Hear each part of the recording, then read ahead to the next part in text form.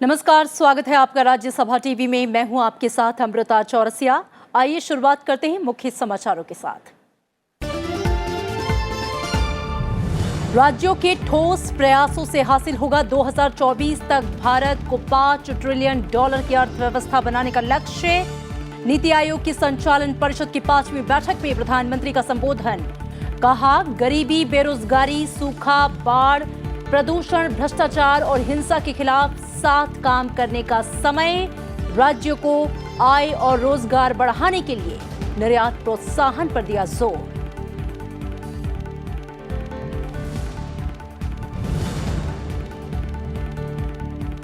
पश्चिम बंगाल में हड़ताली डॉक्टरों और सरकार के बीच गतिरोध जारी। सरकारी अस्पतालों में आज भी हुई मरीजों को परेशानी। एम्स के डॉक्टरों ने दिया ममता सरकार को 48 घंटों का अल्टीमेटम। स्वास्थ्य मंत्री हर्षवर्धन ने सभी राज्यों को पत्र लिखकर डॉक्टरों को सुरक्षा देने की अपील की। ममता बनर्जी ने कहा, हड़ताली डॉक्टरों की सभी मांगे मानी, काम पर नहीं लौटे तो हो सकती है कार्रवाई।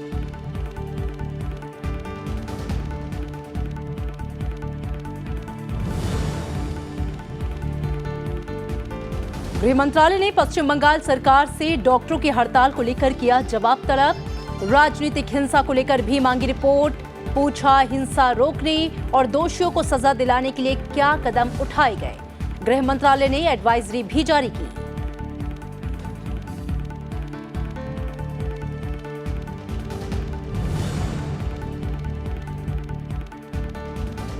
बिहार में दिमागी बुखार से 24 घंटे में और 15 बच्चों की मौत। अब तक 69 मौतें। हालात का जायजा लेने के लिए केंद्रीय स्वास्थ्य मंत्री डॉक्टर हर्षवर्धन कल करेंगे मुजफ्फरपुर का दौरा।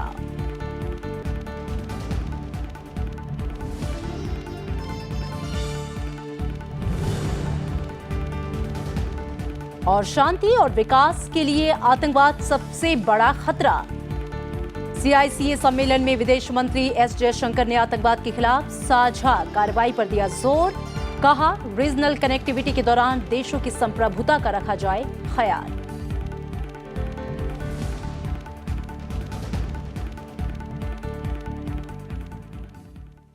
पश्चिम बंगाल में जूनियर डॉक्टरों की हड़ताल 5वें दिन भी जारी रही। इसको लेकर डॉक्टरों और राज्य सरकार के खिलाफ गतिरोध बना हुआ है। पश्चिम बंगाल में अब तक 300 से ज्यादा डॉक्टरों ने इस्तीफा दे दिया है। हड़ताल के चलते कई सरकारी अस्पतालों में आज भी मरीजों को खासी दिक्कतों का सामना करना पड़ा। हालांकि इमरजेंसी और ICU का कामकाज सुचारू रहा। इस बीच स्वास्थ्य मंत्रालय भी हड़ताल को खत्म करने के लिए हर संभव हल निकालने की कोशिश में लगा हुआ है। स्वास्थ्य मंत्री हर्षवर्धन ने सभी राज्यों और केंद्र शासित प्रदेशों के मुख्यमंत्रियों को पत्र लिखकर डॉक्टरों पर होने वाले हमलों के खिलाफ सख्त कदम उठाने की बात कही है। वहीं एम्स के सभी रेजिडेंट्स डॉक्टर काम पर लौट गए हैं, लेकिन उन्होंने 48 घंटों का अल्टीमेटम दिया है। साथ ही पश्चिम बंगाल की मुख्यमंत्री ममता बनर्जी को राज्य में हड़ताल कर रहे डॉक्टरों से मुलाकात करके उनकी मांगों को पूरा करने को कहा है। अगर ऐसा नहीं होता है तो उन्होंने अनिश्चितकालीन हड़ताल पर जाने की चेतावनी दी है। वहीं पश्चिम बंगाल की मुख्यमंत्री ममता बनर्जी ने प्रेस कॉन्फ्रेंस को संबोधित किया और जूनियर डॉक्टरों की ज्यादातर मांगों को मानने की बात कही। साथ ही उन्होंने कहा कि डॉक्टरों से बातचीत का प्रस्ताव दिए जाने के बाद भी कोई उनसे मिलने नहीं आया। ममता बनर्जी ने कहा कि बाकी राज्यों में तो डॉक्टरों के खिलाफ कड़े कदम उठाए गए हैं। इस बीच पश्चिम बंगाल में डॉक्टरों से मारपीट के मामले के बाद सूबे में चल रही चिकित्सकों की हड़ताल को लेकर केंद्र ने राज्य सरकार से जवाब तलब किया है। पश्चिम बंगाल के राज्यपाल केसरीनाथ त्रिपाठी ने मुख्यमंत्री की चिट्ठी लिख डॉक्टरों की सुरक्षा की मांग की है।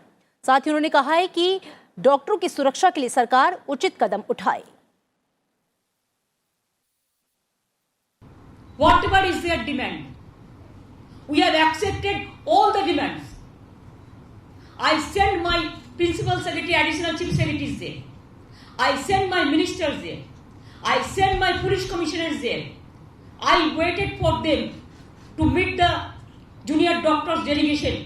The senior doctors, they came to me. I waited 5 hours in my secretariat yesterday. And the junior doctors, they said they will be coming today. So I waited today also. 2 hours, 3 hours. From 3 o'clock I am waiting. The senior doctors came and they are sorry because they tried their best. They are not listening. Sometimes you have to give respect to the constitutional body also. We didn't apply our mind for ISMA, what other state, 9, 10 state has already applied. We never arrested a single person who humiliated me even. We never arrested a person from doctor who was threatening the other people also. और आइए इस विषय पर और ज्यादा बातचीत करेंगे। मेरे साथ मेरी सहयोगी अनु दीवान जुड़ गई हैं। अनु, आज हड़ताल का 5वां दिन है, लेकिन डॉक्टरों और पश्चिम बंगाल सरकार के बीच जो गतिरोध है वो अभी दूर नहीं हो पाया, उसका कोई हल नहीं निकल पाया है।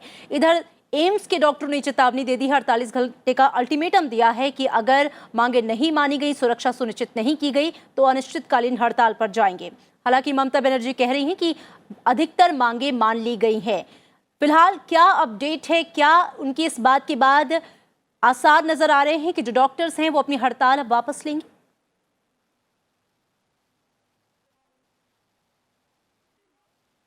बिल्कुल अमृता, जिस तरह से पश्चिम बंगाल में जो हिंसा हुई थी डॉक्टर्स के ऊपर, उसके बाद डॉक्टर्स में काफ़ी रोष था, जिसको लेकर इस बार देखा गया कि डॉक्टर्स अपनी मांगों को लेकर अड़ गए थे। राज्य सरकार के सामने उन्होंने साफ कर दिया था कि जब तक उनकी सारी मांगें नहीं मानी जाएंगी वो हड़ताल वापस नहीं लेंगे, और यहाँ तक कि वो ममता बनर्जी से भी तब तक नहीं मिलेंगे जब तक वो खुद सारी की सारी मांगें नहीं मान लेती। अब ममता बनर्जी ने जिस तरह से कहा है, एक प्रेस कॉन्फ्रेंस करके कहा है कि उन्होंने अधिकतर मांगे मान ली हैं, लेकिन क्या वो मांगे जो डॉक्टर्स के साथ, जो डॉक्टर्स ने उनके आगे रखी थी, क्या वो सारी मांगे मान ली हैं, ये सारा अभी रुक देखना बाकी है। क्योंकि अभी डॉक्टर्स ये तय करेंगे कि ममता बनर्जी ने जो उनकी मांगे मांगी हैं क्या वो पूरी हैं या आगे बातचीत का कोई एक रास्ता बचा है। लेकिन अगर हम बात करें जिस तरह से 5 दिनों से पीछे सिर्फ पश्चिम बंगाल ही नहीं, दिल्ली ही नहीं, लेकिन अन्य राज्य जो थे वो भी हड़ताल में शामिल हो गए थे, क्योंकि डॉक्टर्स की लगातार ये मांग रही है कि उनको सुरक्षा नहीं दी जाती है, जिसकी वजह से उनके ऊपर लगातार हमले होते आए हैं। और उन्होंने अपनी मांग में भी सबसे पहली मांग यही रखी है कि वहाँ पे उनके सुरक्षा, जो अस्पताल हैं, सुरक्षा के इंतजामों को और बढ़ाया जाए और पुख्ता किया जाए। साथ ही साथ CCTV कैमरास लगाने की उन्होंने मांग की थी। ये भी मांग थी। अगर हम देखें तो एम्स के डॉक्टर्स ने ये भी रखी थी कि जो सुरक्षा के नियम है वो सभी राज्यों में एक समान होने चाहिए सभी डॉक्टर्स के लिए। तो ये सब मांगे जो हैं ये सब सारी राज्य सरकार के सामने, सबके सामने रखी गई हैं। हालांकि अगर बात करें, केंद्र सरकार भी लगातार कोशिश में जुटी रही है कि किसी तरह से डॉक्टर्स हड़ताल से वापस जाएं और मरीजों को कोई दिक्कत ना हो। उन्होंने आज देखा जाए तो केंद्रीय स्वास्थ्य मंत्री ने सभी राज्यों के मुख्यमंत्रियों को चिट्ठी लिखकर कहा है कि अगर किसी भी डॉक्टर पर कोई हमला होता है तो हमला करने वाले के ऊपर सख्त कार्रवाई होनी चाहिए, जिसके जरिए एक मैसेज जाए कि डॉक्टर्स अगर कहीं मरीज का इलाज कर रहे हैं तो वो पूरी अपनी ड्यूटी निभाते हुए कर रहे हैं। लेकिन इस तरह से अगर कोई किसी के ऊपर हमला करता है तो उस हमला करने वाले के ऊपर पूरी कार्रवाई करने का आदेश भी दिया है। तो ये सब देखना पड़ेगा कि अब ये जो डॉक्टर्स का रुख है, जो डॉक्टर्स की मीटिंग्स होती हैं, क्या होता है कि वो आगे क्या फैसला लेते हैं कि क्या। बिल्कुल ये देखना होगा कि इन कवायदों के बाद क्या कोई रास्ता निकलता है। साथ ही जानना चाहेंगे गृह मंत्रालय ने जो एडवाइजरी जारी की है राज्य सरकार के लिए, उसमें किन किन बातों का मुख्य रूप से जिक्र है।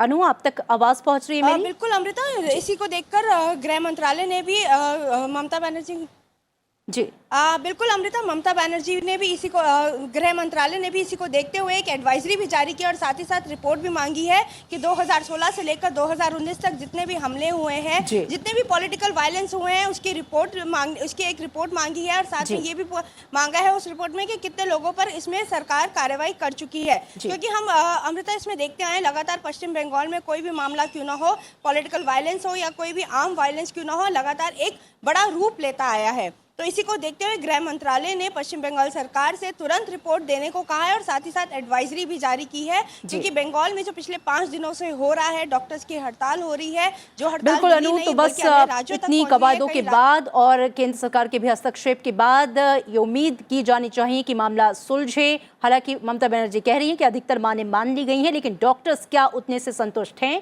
ये देखना होगा। शुक्रिया इस पूरी बातचीत के लिए आपका। केंद्र में नई सरकार बनने के बाद नीति आयोग की संचालन परिषद की 5वीं बैठक आज दिल्ली में हुई। इसे संबोधित करते हुए प्रधानमंत्री नरेंद्र मोदी ने कहा कि चुनाव के बाद अब सभी को मिलकर भारत के विकास के लिए काम करने का समय है। उन्होंने कहा कि केंद्र और राज्यों को गरीबी, बेरोजगारी, सूखे, बाढ़, प्रदूषण, भ्रष्टाचार और हिंसा के खिलाफ सामूहिक लड़ाई लड़ने की जरूरत है। प्रधानमंत्री ने कहा कि सबका साथ, सबका विकास और सबका विश्वास के मंत्र को पूरा करने में नीति आयोग की भूमिका अहम है।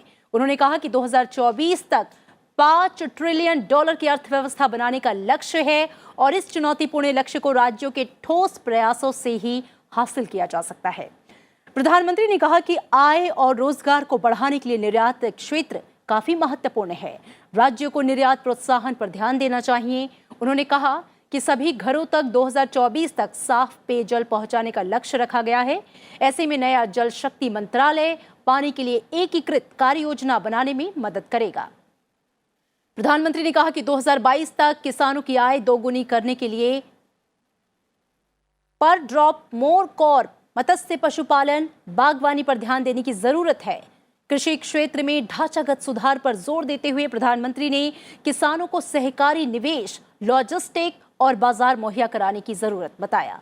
उन्होंने कहा कि पीएम किसान सम्मान निधि और दूसरी किसान केंद्रित योजनाओं का फायदा तय समय के भीतर किसानों तक पहुंचना चाहिए। प्रधानमंत्री ने कहा कि नक्सलवाद के खिलाफ लड़ाई अपने निर्णायक मोड़ में पहुंच गई है और इससे सख्ती से निपटा जाएगा। नरेंद्र मोदी ने स्वास्थ्य क्षेत्रों में तय लक्ष्यों को हासिल करने के लिए मिलकर काम करने की सलाह दी है। आकांक्षी जिलों के विकास के लिए उन्होंने सुशासन पर जोर दिया। आज की बैठक में पश्चिम बंगाल की मुख्यमंत्री ममता बनर्जी और के चंद्रशेखर राव के अलावा सभी मुख्यमंत्रियों और उनके प्रतिनिधियों ने, आपको बता दें कि बैठक में हिस्सा लिया, जिसमें पश्चिम बंगाल की मुख्यमंत्री ममता बनर्जी नहीं आई थी, साथ ही के चंद्रशेखर राव भी उसमें शरीक नहीं हुए थे। जम्मू कश्मीर के राज्यपाल और केंद्र शासित प्रदेश के प्रशासक बैठक में शामिल हुए। नीति आयोग की गवर्निंग काउंसिल राज्यों के प्रतिनिधित्व वाली संस्था है, जिसमें राज्यों के मुख्यमंत्री भी राज्य से जुड़ी समस्याओं और योजनाओं पर विचार विमर्श करते हैं। राज्यों की सलाह पर नीति आयोग नीतियां तैयार करती है।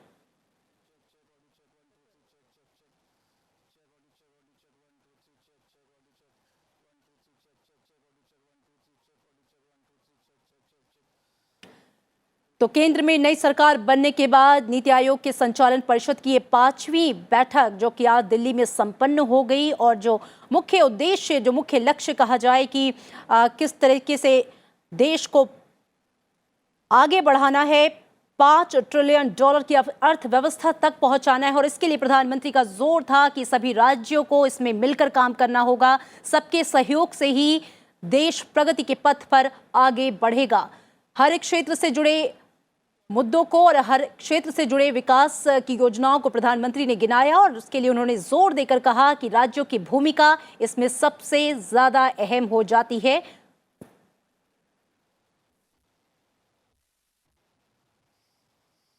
और आइए नीति आयोग की इस अहम बैठक पर और विस्तार से बातचीत करने के लिए मेरे सहयोगी पंचानंद मिश्रा मेरे साथ जुड़ गए हैं। पंचानंद, नीति आयोग की संचालन परिषद की 5वीं और अहम बैठक, जिसमें प्रधानमंत्री ने जो संदेश दिया कि देश को अगर आगे ले जाना है, जो लक्ष्य निर्धारित किए गए हैं उन तक पहुंचना है, तो राज्यों की भूमिका इसमें सबसे ज्यादा अहम हो जाती है। अमृता, देखिए क्या है कि जो ये गवर्निंग काउंसिल जो होती है, नीति आयोग तो के साथ सारे राज्यों की जो भागीदारी होती है वो सबसे अहम होती है। सारे राज्य हो गए, केंद्र शासित प्रदेश के जो प्रतिनिधि होते हैं वो शामिल होते हैं, तो राज्यों की भागीदारी से ये गवर्निंग काउंसिल पूरी बनती है। आज राष्ट्रपति भवन में दोपहर बाद ये बैठक शुरू हुई थी और प्रधानमंत्री नरेंद्र मोदी ने उसमें अपना उद्घाटन भाषण दिया और उन्होंने आउटलाइन सेट की कि 2024 तक किस तरह से भारत को $5 ट्रिलियन की अगर इकोनॉमी बनानी है तो उसमें राज्यों की कितनी अहम भागीदारी होगी। उन्होंने राज्यों को संदेश भी दिया कि किसानों की जो समस्या है सूखे से निपटने की हो, चाहे वो पानी का संचयन करने की हो, उसमें राज्यों की भागीदारी से ही चीजें आगे बढ़ेंगी। और अगर देश को आगे बढ़ाना है तो जीडीपी का जो आंकड़ा है उसको सुधारना होगा और उसमें राज्यों से लेकर जिलों तक की भागीदारी है। प्रधानमंत्री ने एक एक्सपोर्ट पर भी एक जोर दिया कि अगर भारत को आगे बढ़ाना है तो एक्सपोर्ट का भी जो स्तर है उसको भी आगे बढ़ाना होगा।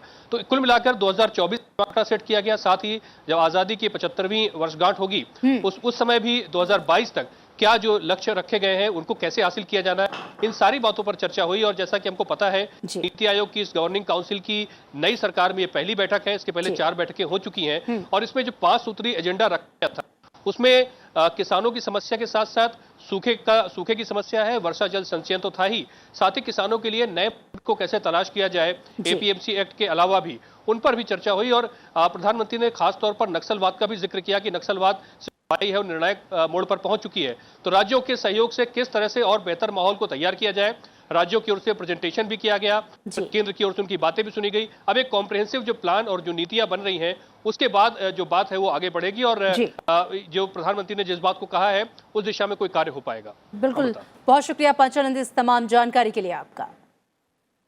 गृह मंत्रालय ने ममता सरकार से 2016 से 2019 के बीच हुई राजनीतिक हिंसा को लेकर भी रिपोर्ट मांगी है। केंद्र ने ममता सरकार से पूछा है कि आखिर डॉक्टरों की हड़ताल खत्म कराने और राजनीतिक हिंसा पर लगाम कसने के लिए उन्होंने अब तक क्या कदम उठाए। केंद्रीय गृह मंत्रालय ने ममता सरकार से अब तक राजनीतिक हिंसा को रोकने, उसकी जांच और दोषियों को सजा दिलाने के लिए क्या कदम उठाए गए हैं, संबंध में एक रिपोर्ट देने को कहा है। गृह मंत्रालय ने कहा कि पिछले कुछ वर्षों में लगातार हो रही हिंसा गंभीर चिंता का विषय है। साथ ही गृह मंत्रालय ने राज्य सरकार को एडवाइजरी भी जारी की है।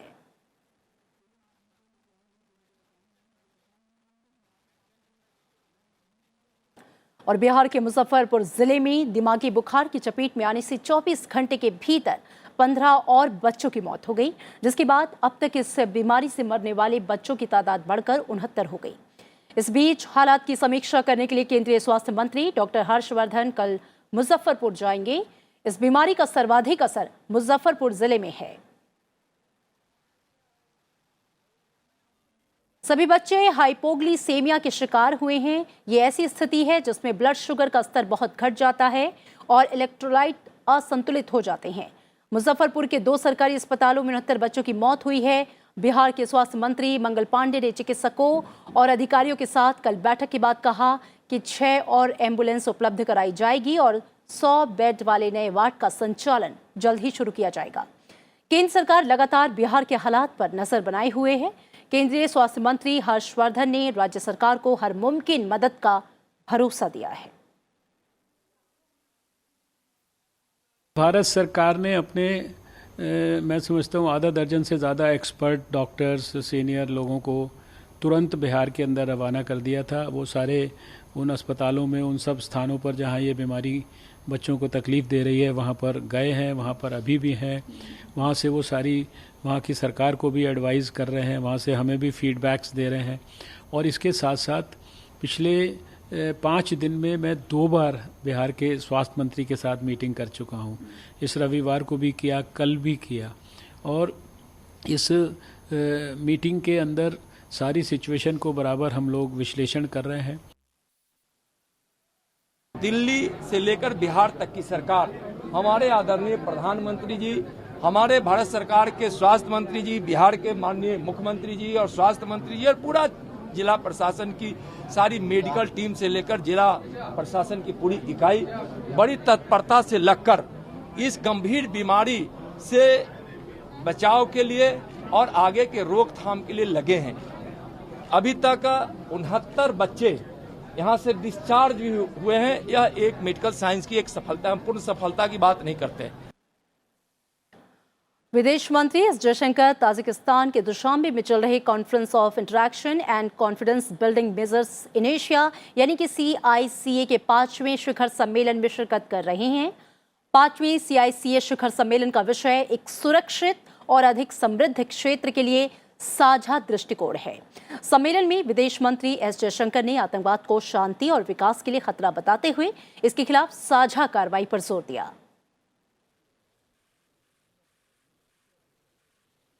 SICA has always shown a strong commitment to combat terrorism and extremism and adopt a comprehensive strategy to combat them. Early finalization of the Comprehensive Convention on International Terrorism proposed by India is today even more essential, and we seek your support. In Afghanistan, we have supported a national peace and reconciliation process which is Afghan-led and Afghan-owned.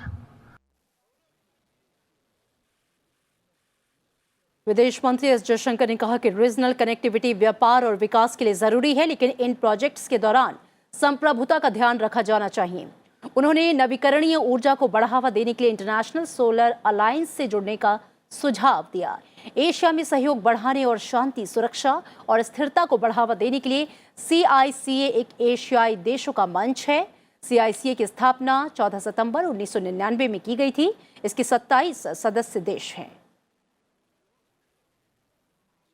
Regional connectivity initiatives that are inclusive, sustainable, transparent, and respect the principles of sovereignty and territorial integrity can boost trade and play a pivotal role in bringing prosperity and development to the region. The lack of energy security has emerged as another key developmental challenge. India has supported a better dialogue between consumers and producers for a stable energy market and for promoting energy efficiency and renewable energy. Our initiative of International Solar Alliance has received overwhelming support. 74 countries have today signed the framework agreement. CICA शिखर सम्मेलन से इतर विदेश मंत्री की कई द्विपक्षीय बैठकों का भी कार्यक्रम है। आज विदेश मंत्री ताजिकिस्तान के राष्ट्रपति इमोमाली रहमान से मुलाकात की। इससे पहले विदेश मंत्री ने कल बांग्लादेश के विदेश मंत्री एके अब्दुल मोमेन और बहरीन के विदेश मंत्री शेख खालिद बिन अहमद बिन मोहम्मद अल खलीफा से मुलाकात की थी। और अपने दूसरे कार्यकाल में प्रधानमंत्री नरेंद्र मोदी 30 जून को 11 बजे लोगों से एक बार फिर मन की बात करेंगे। मन की बात कार्यक्रम के अगले संस्करण के लिए प्रधानमंत्री ने लोगों से इसके विषय को लेकर सुझाव मांगा है। आप नमो ऐप और माई गवर्नमेंट ओपन फोरम के अलावा 1800117800 नंबर पर अपने विचार और सुझाव दे सकते हैं। ट्वीट कर प्रधानमंत्री ने कहा कि वे और देशवासी एक बार फिर रेडियो के माध्यम से मिलकर 130 करोड़ भारतीयों की सामूहिक शक्ति का प्रदर्शन करते हुए सकारात्मकता और उत्साह साझा करेंगे। मन की बात कार्यक्रम का पिछला संस्करण प्रसारण लोकसभा चुनाव से पहले 24 फरवरी को हुआ था। तब प्रधानमंत्री मोदी ने कहा था कि वो एक बार फिर मन की बात करेंगे। और आम बजट पेश करने से पहले वित्त मंत्रालय का अर्थव्यवस्था के विभिन्न क्षेत्रों के विशेषज्ञों के साथ बैठकों का दौर जारी है। आज वित्त मंत्रालय में वित्त राज्य मंत्री अनुराग ठाकुर की अगुवाई में डिजिटल अर्थव्यवस्था और स्टार्टअप क्षेत्र के प्रतिनिधियों से एक बैठक हुई। इसके बाद व्यापार संघों और श्रम संगठनों के साथ भी उन्होंने विचार विमर्श किया। पिछले कई दिनों से वित्त मंत्री निर्मला सीतारमण कई क्षेत्रों के विशेषज्ञों और प्रतिनिधियों के साथ मुलाकात कर उनके सुझाव ले चुकी हैं।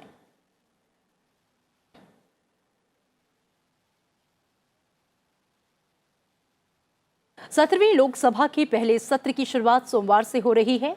इस दिन प्रोटेम स्पीकर नए सदस्यों को शपथ दिलाएंगे। 7वीं लोकसभा के लिए बीजेपी सांसद डॉक्टर वीरेंद्र कुमार को चुना गया है। साथ ही आपको बता दें कि जो नवनिर्वाचित सांसदों को शपथ ग्रहण करवाते हैं, इसके साथ ही नए अध्यक्ष के चुनाव तक सदन की कार्रवाई को सुचारू रूप से संचालित कराने की जिम्मेदारी भी प्रोटेम स्पीकर की ही है। किसी भी नई लोकसभा के गठन के बाद जब तक सदन के लिए एक स्थायी अध्यक्ष का चुनाव नहीं हो जाता, तब तक एक प्रोटेम स्पीकर यानी अस्थायी अध्यक्ष का चुनाव किया जाता है। दरअसल प्रोटेम लैटिन शब्द प्रो टेम्पोर का संक्षिप्त रूप है, जिसका मतलब होता है कुछ समय के लिए। प्रोटेम स्पीकर चुनाव के बाद पहले सत्र में स्थायी अध्यक्ष और उपाध्यक्ष का चुनाव होने तक संसद का संचालन करते हैं। आमतौर पर सदन के वरिष्ठतम सदस्य को प्रोटेम स्पीकर का मुख्य काम सदन के नए सदस्यों को पद की शपथ दिलाना है। वो सदन को नए अध्यक्ष का चुनाव करने में सक्षम बनाता है। एक बार जब नया अध्यक्ष चुन लिया जाता है, तब प्रोटेम स्पीकर का वजूद खत्म हो जाता है। Bureau report, Rajya Sabha TV. संसद का बजट सत्र सोमवार से शुरू हो रहा है। आपको बता दें कि सरकार विपक्ष के सहयोग से अहम विधेयकों को पारित कराना चाहती है।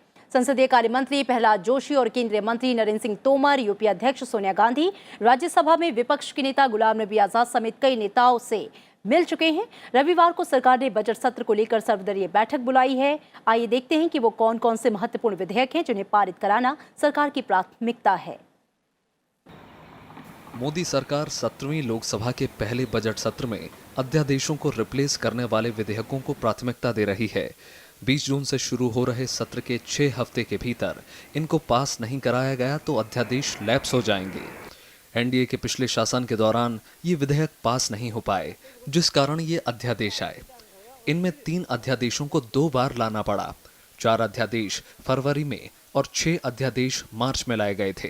पहले सत्र के दौरान दोनों सदनों से अध्यादेश की जगह लेने वाले जिन विधेयकों को पारित कराना सरकार की प्राथमिकता है, उनमें मुस्लिम महिला विवाह अधिकारों का संरक्षण विधेयक 2019, सार्वजनिक परिसर अनाधिकृत लोगों की बेदखली संशोधन विधेयक 2019, दंत चिकित्सक संशोधन विधेयक 2019, भारतीय चिकित्सा परिषद संशोधन विधेयक 2019, केंद्रीय परिषद संशोधन विधेयक 2019, केंद्रीय शैक्षिक संस्थान शिक्षक संवर्ग में आरक्षण विधेयक 2019, आधार और अन्य कानून संशोधन विधेयक 2019, नई दिल्ली अंतर्राष्ट्रीय मध्यस्थता केंद्र विधेयक 2019 और जम्मू और कश्मीर आरक्षण संशोधन विधेयक 2019 शामिल हैं। मुस्लिम महिला विवाह अधिकारों का संरक्षण विधेयक सरकार की प्राथमिकताओं में अहम है। राज्यसभा में सरकार इसे आम राय से पारित कराना चाहती है। इस पर पहले सितंबर 2018 और फरवरी 2019 के दौरान अध्यादेश जारी हुआ। लोकसभा में पारित होने के बावजूद ये राज्यसभा की मंजूरी नहीं पा सका। वहीं अरसे से लंबित मोटर वाहन संशोधन विधेयक भी सरकार की प्राथमिकताओं में से एक है। केंद्रीय मंत्री नितिन गडकरी चाहते हैं कि बजट सत्र में ही इसका भविष्य तय हो जाए। इसका कैबिनेट नोट तैयार है। 2014 में ही सरकार ने उन्नत मोटर वाहन कानून की पहल की थी। संसदीय स्थायी समिति और सेलेक्ट कमेटी में भी इस पर काफी विचार हुआ, लेकिन 2017 को लोकसभा में मंजूरी मिलने के बावजूद ये राज्यसभा में अटक कर लैप्स हो गया। नागरिकता संशोधन विधेयक 2019 और आधार और अन्य विधियां संशोधन विधेयक लोकसभा में पारित होने के बावजूद राज्यसभा में पारित नहीं हो सके। फिलहाल सरकार के एजेंडे में श्रम सुधारों से संबंधित विधेयक भी हैं। सरकार 44 श्रम कानूनों का विलय कर उन्हें 4 श्रम संहिताओं में तब्दील कर नया श्रम विधेयक लाने जा रही है। वेतन, सामाजिक सुरक्षा, औद्योगिक सुरक्षा और कल्याण जैसी 4 श्रेणियों का विलय कर एक कानून बनाने का इरादा है। बजट सत्र के दूसरे सप्ताह में इसे पेश किए जाने की संभावना है। सभी क्षेत्रों में मजदूरी में एक रूपता लाने के लिए मजदूरी संहिता विधेयक 2019 भी सरकार पास करना चाहती है। हालांकि इस पर अभी कैबिनेट की मोहर लगनी बाकी है। अरविंद कुमार सिंह, राज्यसभा टीवी। और इसी के साथ इस बुलेटिन में मेरे साथ इतना ही। आप देखते रहिए राज्यसभा टीवी। नमस्कार।